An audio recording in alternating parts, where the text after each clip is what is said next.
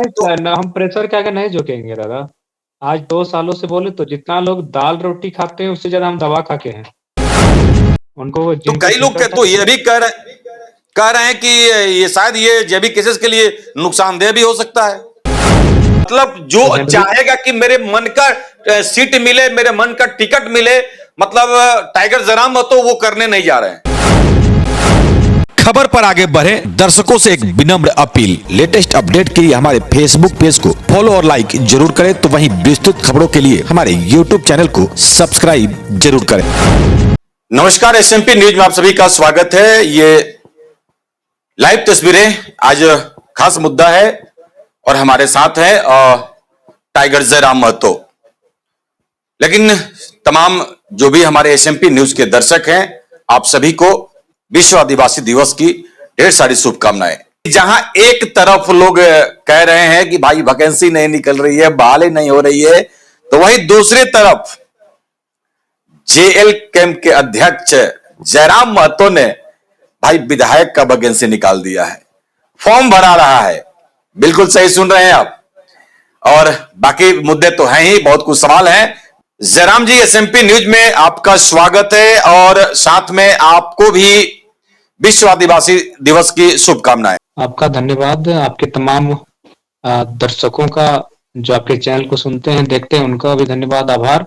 और समस्त झारखंड के साथ पूरे भारतवर्ष को विश्व आदिवासी दिवस की अनंत असंख्य शुभकामनाएं। चलिए जयराम जी, लेकिन जहां एक तरफ युवा नौकरी कर रहे हैं और आपने विधायक के लिए भाई फॉर्म निकाल दिया है, वैकेंसी निकाल दिया। हाँ, हमने सोचा चूंकि युवाओं की ही मांग है। वो फेसबुक में अपना गुस्सा दिखाते हैं, ट्विटर इंस्टाग्राम में दिखाते हैं, तो हमने उनके गुस्से को सम्मान दिया कि भाई एक क्लर्क की परीक्षा को पास करना हो तो पढ़ा लिखा होना चाहिए, परीक्षा होना चाहिए। लोग विधायक डायरेक्ट बन जाते हैं किसी राजघराने से आके। तो चलिए हम लोग आवेदन के दौर को शुरू किए हैं। जितने भी आवेदन आएंगे उनको स्क्रूटनी किया जाएगा, उनका इंटरव्यू लिया जाएगा, फिर उनको प्रत्याशी बनाया जाएगा। इसमें यदि हम बात करें तो इसमें क्या मापदंड रखे हैं आप? देखिए, मापदंड तो देखिए, सबसे पहली बात है कि हाँ, हम बता रहे थे कि इसमें जो 2 वर्षों से आंदोलन से जुड़े हैं, 2 वर्षों से लगातार हमारे साथ चले हैं, हमारे संगठन को समय दिए हैं, बूथ कमेटी बनाने में समय दिए हैं, जिला कमेटी बनाने में समय दिए हैं, पंचायत विस्तार में समय दिए हैं, लोकसभा के चुनाव में पसीना बहाए हैं, उनको प्राथमिकता दी जाएगी। पहले क्राइटेरिया उन्हीं को दी जाएगी। उसके बाद अगर कुछ लोग, लोकतंत्र है, हम लोग सबका सम्मान करते हैं, अगर कोई इच्छा रखते हैं तो स्वागत है, लेकिन उन्हें बहुत सारे प्रोसेस से होकर गुजरना पड़ेगा। बातें जो अंदर से आ रही है जयराम जी, कि कई आपके जो संगठन के लोग हैं कुछ मुद्दे पे अब वो जुड़ चुके हैं और लगातार वो ये मतलब अंदर खाने से ये बातें आ रही है, कई लोगों के माध्यम से बातें छन के आती है तो हम लोग तो पहुंच जाती है कि कुछ लोग ये मानना है कि हम यहां से नहीं वहां से लड़ेंगे और वहीं से हम लड़ेंगे, आपको बात मानना पड़ेगा। ये क्या कुछ बातें चल रही है? हालांकि हमने भी जी कुछ लोग प्रेशर पॉलिटिक्स करना चाहते हैं मीडिया में, प्रेस कॉन्फ्रेंस के माध्यम से, लेकिन मैं जनता के विश्वास को तोड़ने के लिए नहीं आया हूं। चुनाव लड़ें, सबको हम लोग लड़ाने की इच्छा भी रखते हैं, लेकिन समय आपको फील्ड में देना होगा। जैसे मान के चलिए हमारे साथी कुछ नेतागण हैं जो रांची में लगातार जमे हुए हैं, तो रांची से टिकट जारी नहीं होगा। रांची लोकसभा के जो प्रत्याशी वो रांची जाए, रांची के धरना का समर्थन करे, रांची के आंदोलन में बैठे, लेकिन बाकी जो कोडरमा, चतरा, हजारीबाग, धनबाद के प्रत्याशी रहे हैं, उनको धनबाद की समस्याओं के साथ बैठना होगा। चतरा वाले प्रत्याशी को चतरा की समस्या के साथ बैठना होगा, हजारीबाग के प्रत्याशी को हजारीबाग की समस्या के साथ बैठना होगा, और कोडरमा के प्रत्याशी को कोडरमा की समस्या के साथ बैठना होगा। रांची के प्रत्याशी जो है वो रांची देखेंगे, लेकिन कुछ लोग मीडिया पाने के लिए केवल रांची चले आते हैं, तो मीडिया से तय टिकट नहीं होगा। वो मेहनत करें ग्राउंड में, बिल्कुल टिकट पाएंगे, कोई किंतु परंतु नहीं है। लेकिन अगर रांची में बैठ के सब लोग कॉन्फ्रेंस करके अगर मैंने कि मीडिया में आके बाइट दे के, इंटरव्यू दे के अगर टिकट पाना चाहेंगे तो ये दुर्भाग्य होगा। मतलब कहीं ना कहीं आप ये मान रहे हैं कि प्रेशर की पॉलिटिक्स अब आपके यहाँ भी शुरू हो चुकी है?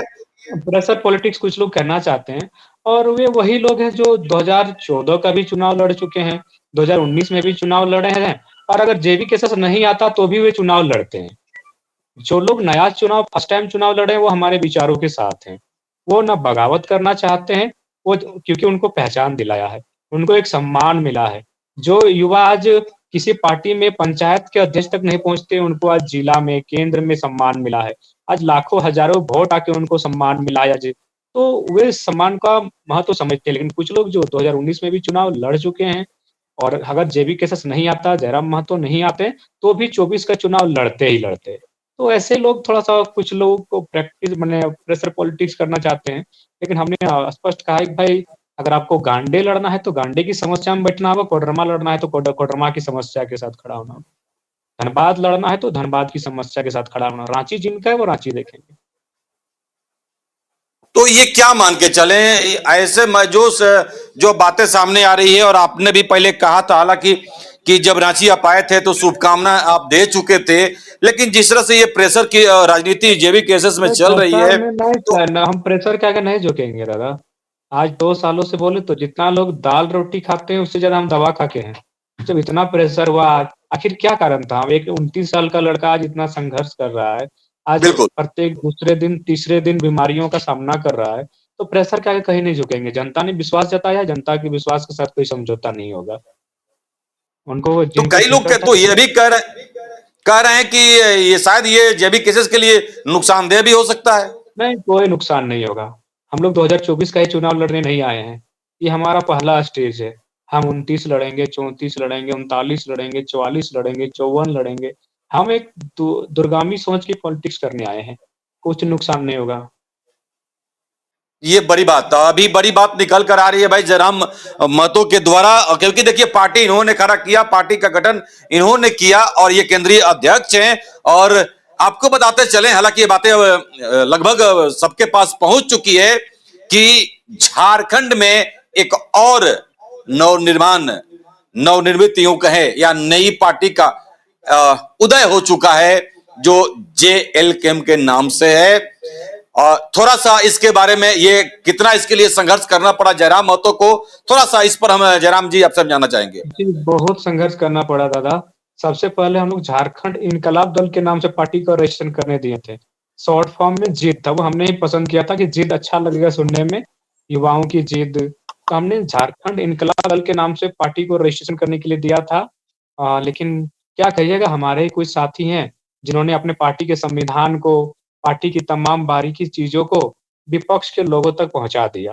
उन्होंने काफ़ी ऑब्जेक्शन किया और फिर हमारी पहली पार्टी आधा रास्ते में ही रुक गई। तो फिर एक बढ़िया व्यक्ति से हमारा संपर्क हुआ, उन्होंने रिस्क लिया कि आप निश्चिंत रहिए, हम बस जहाँ-जहाँ कहेंगे आप हमको कागज़ प्रोवाइड कीजिए, हम आपकी पार्टी को निरंतर रजिस्ट्रेट करवा देंगे। तो फिर हम लोग जिद से हट के जेएलकेएम की ओर गए, झारखंड लोकतांत्रिक क्रांतिकारी मोर्चा, और अथक संघर्ष के प्रयास के बाद हमारे जो विशेष टीम को सौंपा गया था जिम्मा, उनके मेहनत से, संघर्ष से आज ये पार्टी रजिस्टर्ड होके हमारे सामने आई है। कि अभी एक और बातें आ रही है कि आपको अभी भी यदि हम बात करें तो चुनाव चिन्ह अभी नहीं मिल सकता है। हालांकि चुनाव लड़ने के लिए आप चाहते हैं तो शायद इस पर चुनाव आयोग विचार कर सकता है, लेकिन फिलहाल अभी आपको नहीं मिल सकता है। देखिए, हाँ, ये सही है, लेकिन हम लोग लगातार मेहनत कर रहे हैं। लगातार हमें लगता है कि चुनाव चिन्ह हम लोग का सिंबल जो है इलेक्शन से पहले मिल जाएगा। तो आपने क्या दिया है वैसे चुनाव आयोग को? देखिए, चुनाव आयोग ने हम लोगों ने गारो सिंबल दिया है।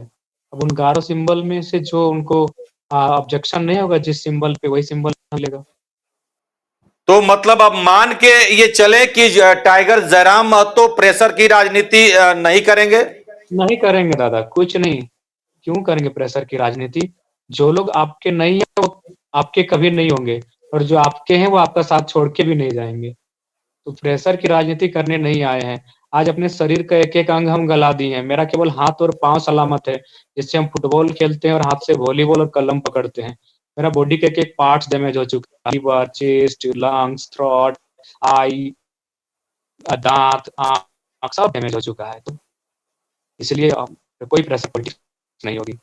यहाँ तक कि बहुत सारे लोग गए थे रामगढ़, हमारे एक जनाब कुछ अख्तर साहब करके हैं, उनसे कांग्रेस से पैरवी करने गए थे। कुछ लोग मनीष जायसवाल से पैरवी करने गए थे। कुछ आजसू के भी कुछ नेता हैं, उनसे टिकट की पैरवी करने गए थे। ऐसा नहीं हमें सूचना नहीं मिलती है।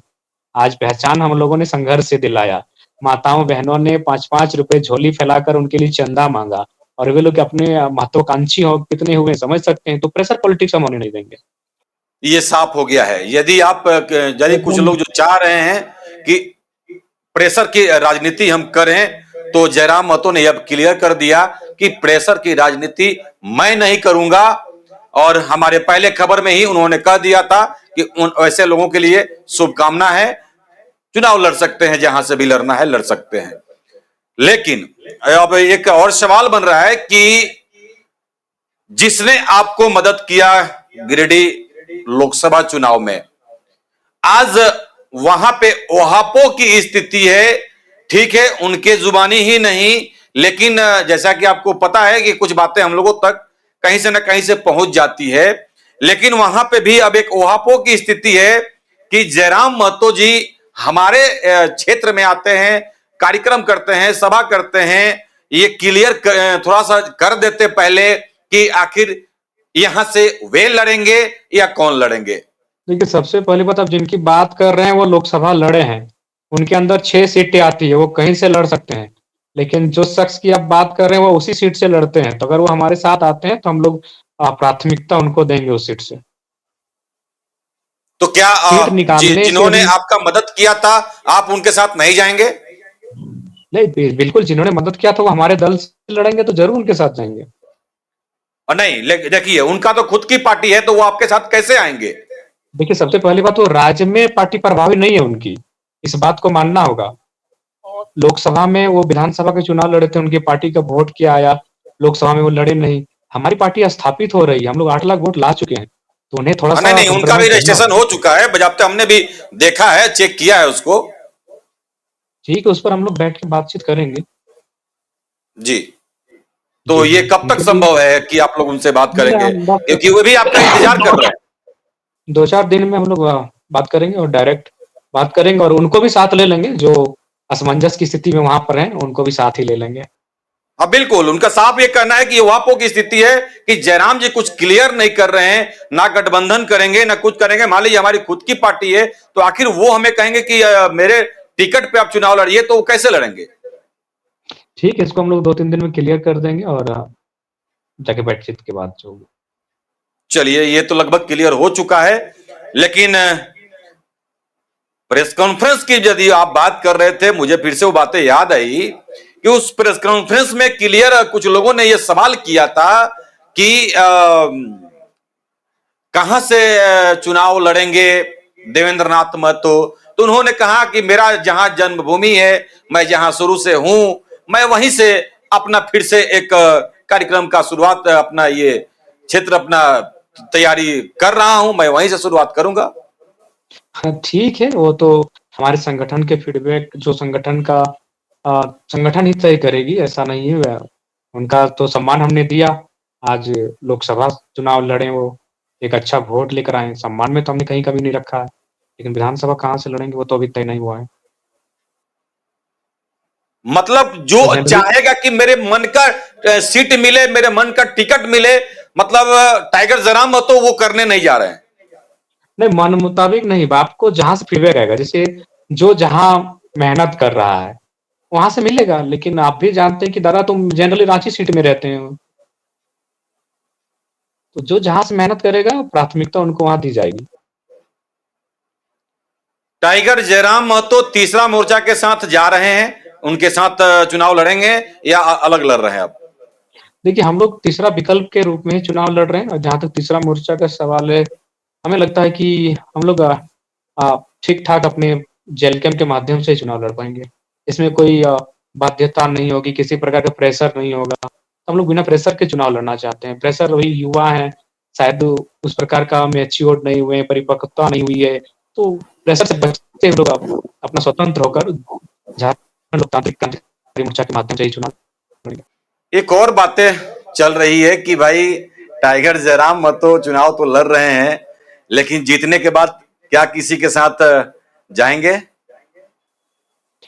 देखिए, हम लोग दूरगामी पॉलिटिक्स को लेकर आए हैं, तो हम लोग सबसे पहले अपने राज्यवासियों का जो विश्वास है उसे प्राथमिकता देंगे। उनके विश्वास से दूर होकर हम लोग कहीं नहीं जाएंगे, उनका विश्वास सबसे प्राथमिक है। चलिए, आने वाले 30 साल की पॉलिटिक्स को हम ध्यान में रख के चल रहे हैं। मतलब टाइगर जयराम महतो किसी के साथ नहीं जाने वाले हैं? नहीं, संभावना तो है एकदम कि हम लोग अपना स्वच्छ और मतलब स्वतंत्र होकर ही चुनाव लड़ें और ज़रूरत पड़ी तो विपक्ष में बैठकर आवाज़ को बुलंद करें। मतलब संभावनाएं हैं। देखिए, अगर अभी संभावना, चूँकि राज्य सबसे महत्वपूर्ण है आपका राज्य। राज्य में मध्यवर्ती चुनाव हो, राष्ट्रपति शासन लगे, अगर ऐसी परिस्थितियों की नौबत आती है और अगर विचारधारा मेल खाती है, राज्य के मुद्दों के साथ वो अब कॉम्प्रोमाइज़ नहीं करेगी, अपनी जो रूढ़िवादिता, हठधर्मिता को छोड़कर अगर राज्य के साथ चलने को तैयार है, तो सोचा जाएगा। संभावना है। देखिए, कहते हैं राजनीति में संभावनाएं बंद नहीं होती हैं, रास्ते बंद नहीं होते हैं, कुछ भी हो सकता है। बिल्कुल सर। तो खैर, मतलब ये अब साफ नजर आ रहा है कि टाइगर जयराम महतो एक राजनेता की तरफ अब बढ़ रहे हैं और पॉलिटिक्स लगभग अब समझ रहे हैं। खैर, अब मतलब ये क्लियर हो चुका है कि अब छात्र नेता अब राजनेता की राह पे चल चुके हैं और समझ रहे हैं कि भाई जी एक छात्र नेता का एक राजनेता के रूप में रूपांतरित हो चुका है। हाँ बिल्कुल, इसमें कहीं दो राय नहीं है। तो आज की खबर में बस इतना ही। बने रहे SMP न्यूज के साथ, अपना ख्याल रखें, क्योंकि आपसे हम, आप है हमारी ताकत। लेटेस्ट अपडेट के लिए हमारे फेसबुक पेज को फॉलो और लाइक जरूर करें, तो वहीं विस्तृत खबरों के लिए हमारे YouTube चैनल को सब्सक्राइब जरूर करें। आप सभी का बहुत बहुत धन्यवाद।